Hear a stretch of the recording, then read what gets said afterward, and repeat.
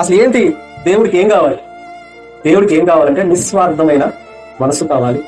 దేవుడు చెప్పిన పనిని చెప్పినట్టుగా చేసేవారు కావాలి. దేవుడు పిలిచాడని చెప్పి ఆయన పేరు తెలియదు, ఆయన ఊరు తెలియదు, ఆయన అడ్రస్ తెలియదు, సరే అవన్నీ తెలియదు, ఈయన ఎక్కడికి వెళ్ళాలో తెలియదు. అక్కడ విచిత్రం ఏంటంటే అక్కడ హెబ్రీలు రాసిన పత్రికలో మనం చూసాం కదా, ఆయన ఎక్కడికి వెళ్ళవలసినదో తెలియకుండానే అబ్రహాము పైన వెళ్ళాడు. అంటే ఏం వదులుకున్నాడు అబ్రహాం అంటే కేవలం దేవుడి కొరకు సర్వస్వం వదిలేశాడండి. నువ్వు వదలగలుగుతావా ఏదైనా? నీ ఊరు వదలలేవు, నీ ఉద్యోగం వదలలేవు, నువ్వు బాగా ప్రేమిస్తున్న దాన్ని వదలలేవు. నువ్వు అంతే ప్రభుకి నువ్వు అనుకుంటావు కానికిస్తే అయిపోద్ది, దశమ భాగిస్తావు అయిపోద్ది అనుకుంటావు. కానీ నువ్వు దేన్ని ఎక్కువగా ప్రేమిస్తున్నావో దాన్ని అడుగుతాడు దేవుడు. అబ్రహాంని 100 ఏళ్ళకి ఇస్సాకునిచ్చి ఆ ఇస్సాకుని ఇచ్చేయమన్నాడు. మళ్ళీ అబ్రహాము కొంత కూడా ఆలోచించలా. ఏంటి ఎక్కడి నుంచి వచ్చింది ఆయనకి అంత ధైర్యం?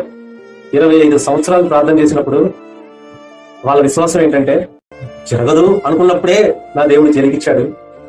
ఇచ్చిన దేవుడు తీసుకుంటాడా? ఎందుకు అడిగాడంటే అక్కడ ఇంకో కారణం ఉంది. ఏంటా కారణం అంటే అప్పుడు దాకా అబ్రహాము దేవుడితో ఉన్నాడు, అంటుకట్టుకొని గట్టిగా ఉన్నాడు. ఎప్పుడైతే ఇస్సాకు పుట్టాడో టైం తగ్గించేశాడు. దేవుడికి అది అర్థమైపోయింది. నీకు నేనిచ్చింది ఇప్పుడు ఎలా ఉంటదంటే అసలు కన్నా వడ్డీ ఇంట్రెస్ట్, వడ్డీ మక్కువ అంటారు కదా, అట్లాగా ఇచ్చిన దేవుడు ఇచ్చాడు ఇస్సాకుని ప్రేమించాలా దేవుడిని ప్రేమించాలా? చెప్పండి అమ్మా. నీకు ఉద్యోగం ఇచ్చాడు దేవుడు, నువ్వు ఉద్యోగాన్ని ప్రేమించాలా దేవుడిని ప్రేమించాలా? నీకు ఆస్తి ఇచ్చాడు దేవుడు, ఆస్తిని ప్రేమించాలా దేవుడిని ప్రేమించాలా? చూశాడు దేవుడు, Abraham is in wrong way అనుకున్నాడు, ఇచ్చేయి అన్నాడు. మనలాంటి వాడు కాదండి అబ్రహాం, అందుకే ఆయన విశ్వాసం తండ్రి అయ్యాడు. అలాగా తీసుకెళ్ళి చేశాడు. ఏమీ విడిచిపెట్టకుండా ప్రభువా నాకు ఆశీర్వాదం ఇచ్చేయి అంటే ఇస్తాడనుకుంటారా? ఎవడు? నువ్వు ప్రభువు కావాలంటే నువ్వు లోకాన్ని విడిచిపెట్టావు, లోకం కావాలనుకుంటే నువ్వు ప్రభువుని విడిచిపెట్టావు. అటు ఇటుగా ఉంటే మాత్రం దేవుడు మెచ్చడు.